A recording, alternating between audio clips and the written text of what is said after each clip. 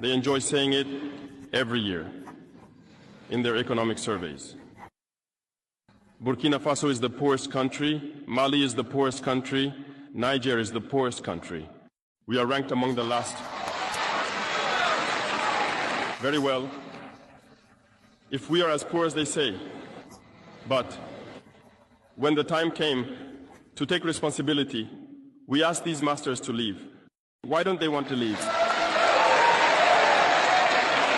When we take the case of Niger, for over 40 years, some countries have been exploiting uranium to produce energy for themselves. From Ottawa to Paris, the streets are lit up. That's the light.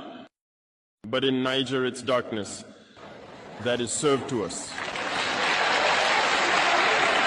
When you go to our states, our lands are riddled with holes, everywhere in search of precious metals like gold, but often there isn't even the slightest accessible road to reach the areas where they exploit gold, let alone some basic social services. That's why we decided to revolt and take the destiny of our countries into our own hands. There are many other examples.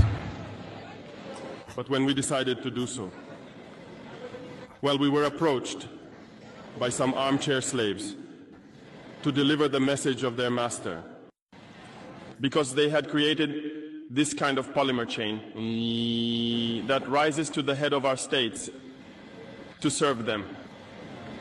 And we came to break the chain. And it's inconceivable for them.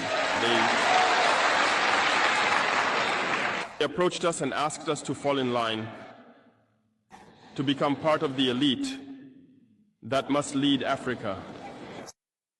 Because they have a trained and conditioned elite that they must follow, who are embedded in that chain. We refused Bawafat to fall in line with them. And from then on, hostilities began.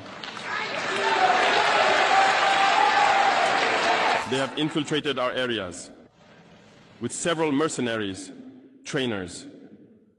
Agents have descended into the Sahel, hoping to carry out barbaric, cowardly attacks against our populations, hoping to incite them to revolt.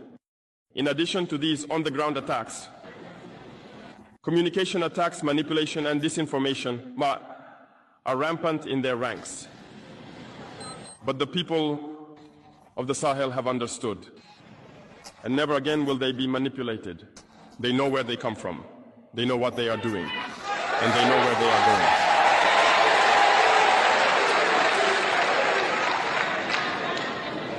We will no longer allow this. People are awake and fighting today, not for ourselves, but for future generations. And thank you all for the fight that is being waged. This never makes us cry. We will not tremble.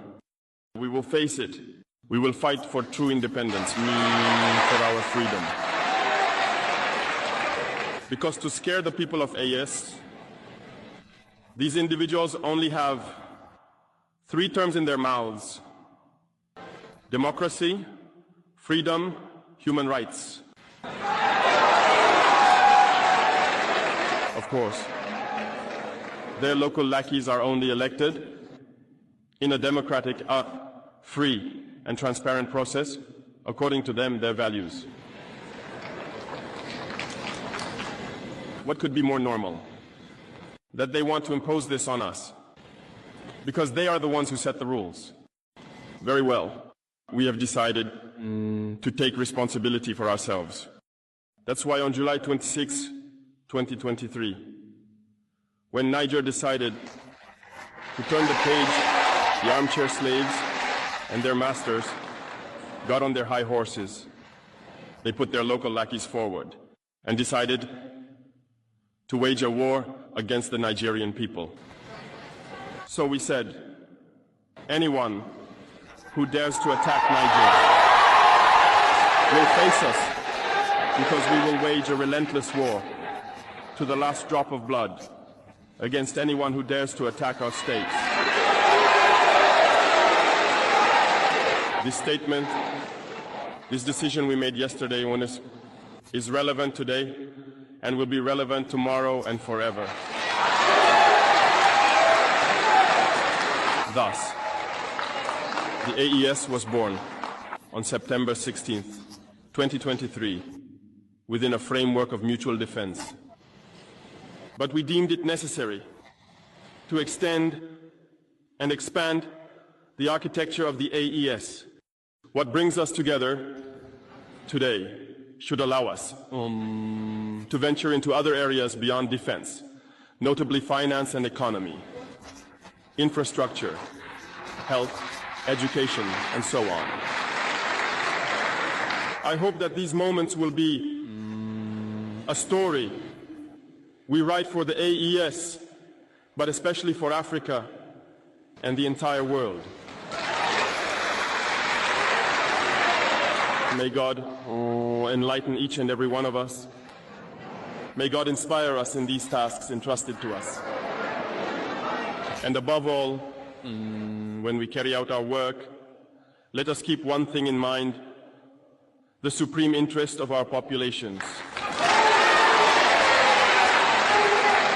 With that, we pray once again to the good Lord to accompany us all in our various tasks, to protect our fighters, who, thanks to them, allow us to sit here and discuss the future of our states. Once again, thank you, people of Niger. Be united and in solidarity, people of the AES, the homeland or death.